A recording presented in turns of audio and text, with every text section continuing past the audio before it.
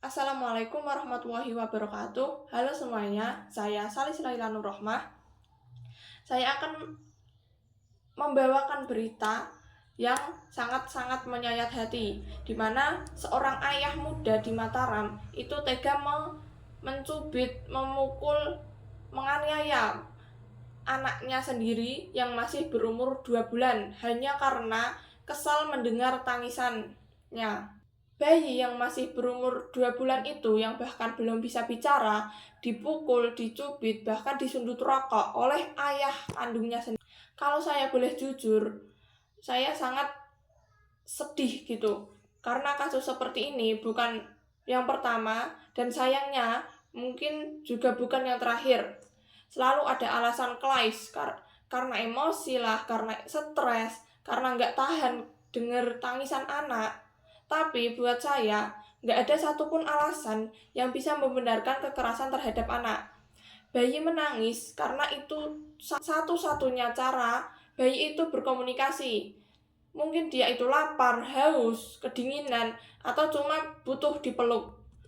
Tangisan itu seharusnya bikin orang tua datang, bukan malah emosi. Tapi di negeri ini masih banyak orang tua yang menurut saya belum siap untuk menjadi orang tua. Karena mereka itu belum siap secara mental, emosional, dan spiritualnya.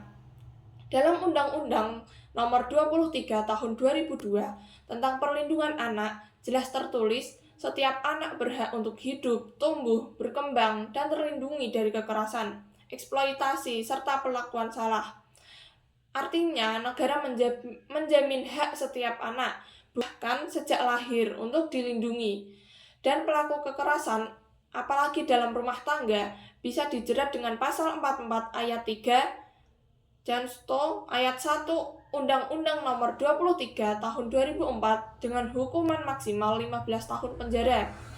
Tapi bagi saya, persoalannya bukan cuma soal hukum, karena sebelum sampai di meja hijau, sudah ada yang jauh lebih parah, luka batin yang mungkin nggak akan pernah sembuh. Kita itu hidup di masyarakat yang masih menganggap anak itu milik orang tua sepenuhnya, seolah-olah orang tua itu bebas melakukan apapun karena itu merasa ini anak saya. Padahal anak itu bukan properti, anak itu manusia kecil yang dengan hak yang sama untuk dihormati dan disayangi. Saya juga sering mendengar kalimat kayak namanya juga anak, harus disiplin, harus nurut banget kepada orang tua. Kadang ya perlu dipukul agar mereka itu bisa patuh kepada orang tua. Tapi apakah kekerasan benar-benar bikin anak ngerti atau bikin mereka takut, trauma, kehilangan rasa percaya pada orang tuanya sendiri? Banyak orang tua yang berpikir mereka itu sedang mendidik, padahal sebenarnya sedang melampiaskan emosi yang gak terselesaikan. Sebagai manusia, kita seharusnya punya nurani. Kalau seorang ayah bisa memukul bayi mungil yang masih berumur 2 bulan, yang bahkan belum bisa menatap balik, berarti ada yang hilang dari kemanusiaan orang tersebut. Bayi itu nggak butuh orang tua yang sempurna. Mereka hanya butuh orang tua yang sabar dan mau belajar, mau berproses, mau bertumbuh bersama. Menjadi orang tua itu bukan tentang seberapa besar penghasilan orang tua, tapi seberapa luas hati orang tua untuk memahami makna tanggung jawab.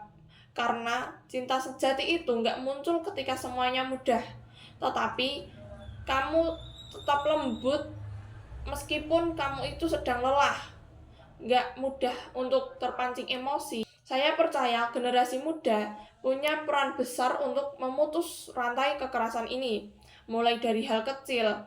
Contohnya, belajar tentang positive parenting, memahami psikolog anak, dan tidak menganggap kekerasan itu bukan hal yang biasa.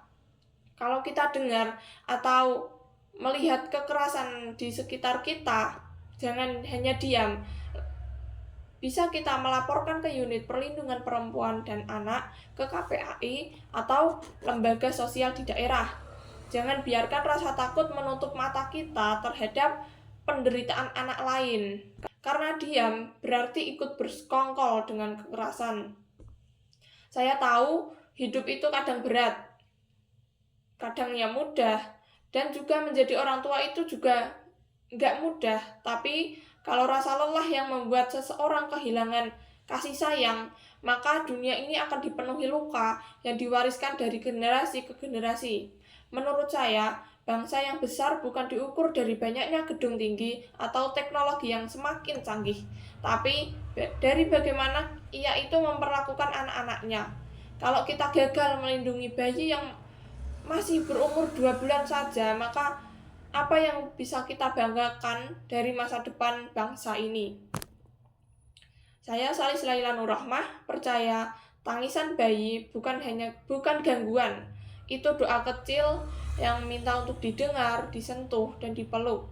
Jadi sebelum tangan kita terangkat untuk memukul, ingatlah tangan yang sama seharusnya dipakai untuk melindungi. Mari berhenti mewariskan luka. Mari mulai membangun cinta, karena anak-anak hari ini adalah masa depan bangsa kita semua. Terima kasih.